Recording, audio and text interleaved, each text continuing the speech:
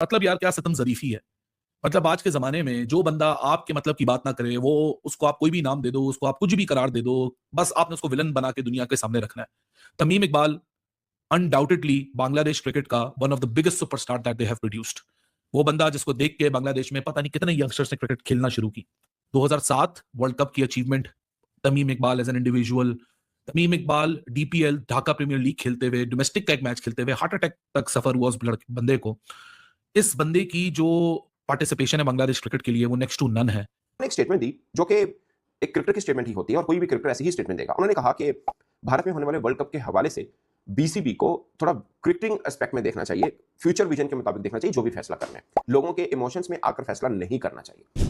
ये तमीम इकबाल ने कहा। मतलब उनका ये कहना था कि ये जो आपने रिजिड पॉलिसी बनाई है ना कि ये जाना ही नहीं गा, मतलब ठीक भी है गलत भी है, ये इसमें हम अलग बहस कर सकते हैं, मगर तमीम इकबाल का ये मानना है कि आप वो फैसला करें जिससे बांग्लादेश क्रिकेट ऊपर जा सके, जो बांग्लादेश क्रिकेट के लिए बेहतर हो, ना कि आप लोगों के इमोशंस में आकर या लोगों के गुस्से में आकर आप भी जज्बात में बह जाएं और कोई ऐसा फैसला करें जो खुदा न खास्ता बांग्लादेश क्रिकेट के लिए नुकसानदेह हो। ये उन्होंने कहा।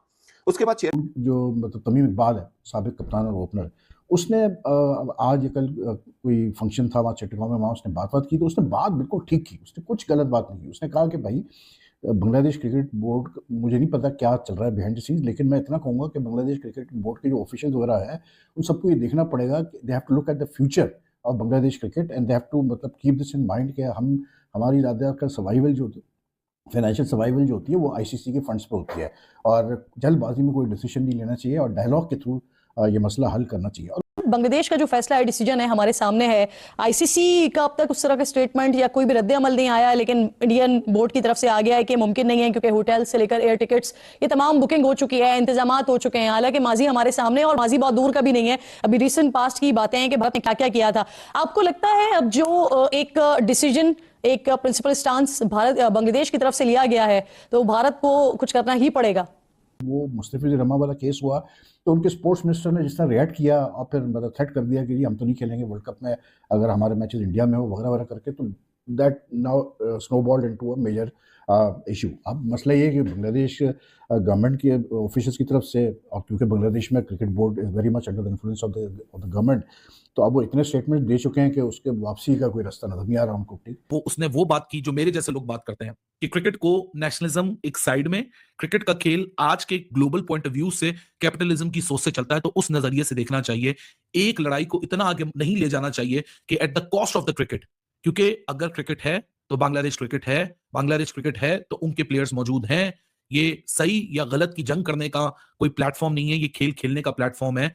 डिवाइड क्रिएट हो जाता है, कंट्रोवर्सीज आ जाती हैं, सिचुएशंस अराइज हो जाती हैं, लेकिन उसमें लड़ाई झगड़े नहीं, टेबल पे बैठ के मामला को हल किया जाता है। वो एक अपनी हेगेमोनिक प्रेजेंस जो उनकी आईसीसी में है उसकी बेस पे, और जो वो फाइनेंशियल जगरनॉट्स हैं, यानी कि 75% of revenue of international cricket comes through them, और जो बाकी इंटरनेशनल क्रिकेट के मेजर बोर्ड्स हैं जो फुल मेंबर्स हैं, वो भी उनको इंटेल्ड होते हैं, उनको फॉलो करते हैं, बिकॉज फाइनेंशियली बहुत ल्यूक्रेटिव है। कहा कि यार पब्लिक पोस्चरिंग जो होती है ना, ये आप पहले डिस्कशंस करें इंटरनली, आप कोशिश करेंगे मसले हल हो, और अगर नहीं मसले हल होते हैं फिर आप पब्लिक पोस्चरिंग करेंगे। लेकिन पहले से जब आप पब्लिक पोस्चरिंग करते हैं without even discussing things properly, तो फिर वो मसले खड़े हो जाते हैं। अब क्या हुआ जी, उसने ये बोला तो बुरा लगा जी, बांग्लादेश के कुछ मतलब क्रिकेट बोर्ड के ऑफिस, कोई नजमुल हसन है डायरेक्टर, उसने उसको तमीम को इंडियन एजेंट बोल दिया ना। दिस इज एक्सट्रीम यार। आप मतलब एक फॉर्मर कप्तान को इंडियन एजेंट कैसे बोल सकते हैं? फिर दूसरा ये वही ये पाकिस्तान में भी यही मसला, आप कुछ भी ऐसी बात करें जो लोगों को पसंद नहीं आए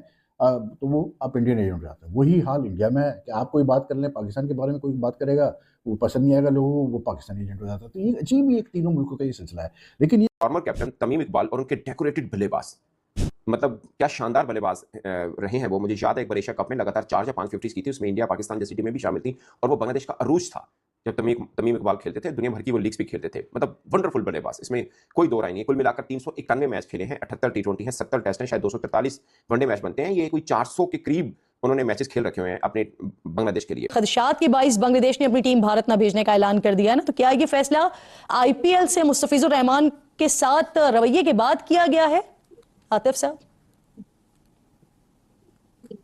it's like that. I mean ये ऐसे ही कुछ है कि मुस्तफिज जब आईपीएल से निकाल दिया गया, उसके बाद ही बांग्लादेश क्रिकेट बोर्ड ने 2 मीटिंग किया और उसके बाद ये डिसीजन ली। की एक पोस्ट पे बैठे, चेयरमैन है वो, ऑफिशियल कह सकते हैं बांग्लादेश क्रिकेट बोर्ड, कह नहीं सकते ऑफिशियल बांग्लादेश क्रिकेट बोर्ड के, यानी फाइनेंशियल कमेटी के चेयरमैन है। नजमुल इस्लाम उनका नाम है। उन्होंने कहा कि लो जी एक और भारतीय एजेंट जो है ना वो स्पॉट हो गया। 36 बरस के तमीम इकबाल, मुझे नहीं लगता कि वो आईपीएल कभी मतलब आईपीएल खेलेंगे या उसको कोई इंडिया से ऑफर नहीं है। उनकी मतलब एज ऐसी है कि बस करियर इज ओवर और सब इस तरह की मामलात हैं। उस बंदे ने अपने देश के लिए 391 मैचेस खेल रखे हैं। उसने जस्ट अपना पॉइंट ऑफ व्यू दिया है